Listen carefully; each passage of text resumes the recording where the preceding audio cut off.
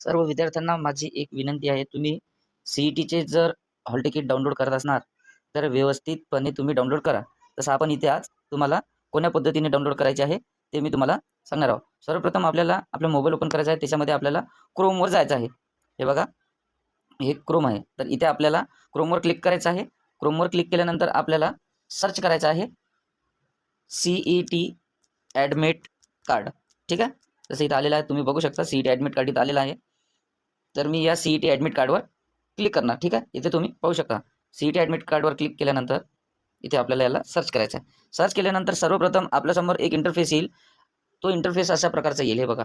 तर बरेचसे विद्यार्थी काय करतात, इथे खाली जातात. तर आपल्याला खाली जायचं नाही आहे. आपल्याला जे सगळ्यात वरती येईल, इथे तुम्ही पाहू शकता. हे बघा, सगळ्यात वरती जे आहे आपण तेच घ्यायचं आहे. ठीक आहे.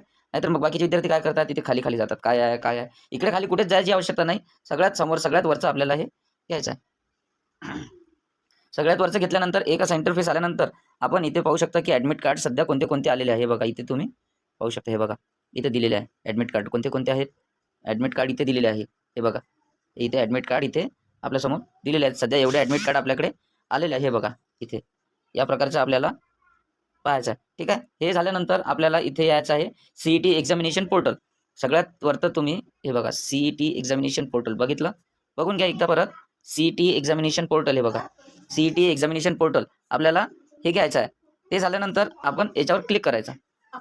सी ते केल्यानंतर त्याच्यानंतर तुमचं जे काही ईमेल आय डी असेल ते तुम्ही इथे टाकायचे आहे. जसं आम्ही इथे ईमेल आय डी टाकली, त्याच्यानंतर इथे पासवर्ड टाकला. जे काही तुम्ही पासवर्ड ठेवला असेल ते पासवर्ड तुम्ही इथे ठेवू शकता. त्याच्यानंतर आपल्याला साइन इन करायचं आहे. हे बघा, आपल्याला इथे करायचं आहे साइन इन. ओके. ठीक आहे. साइन इन झाल्यानंतर इथे आपल्याला यायचं आहे. असा एक इंटरफेस येईल. जे काही तुमचं नाव असेल, इथे तुम्हाला तुमचं नाव दाखवेल. काय नाव आहे तर तुम्ही इथं बघू शकता नाव. हे बघा. ठीक आहे. तुमचं नाव आल्यानंतर आपल्याला खाली जायचं आहे. आपल्याला तिथे पाहायचं आहे हॉल तिकीट ॲडमिट कार्ड. आपलं ॲडमिट कार्ड इथे आलेलं आहे. हे पाहू शकता, हॉल तिकीट ॲडमिट कार्ड आहे. तर यावर आपल्याला क्लिक करायचं आहे. क्लिक केल्यानंतर एक असा इंटरफेस येईल.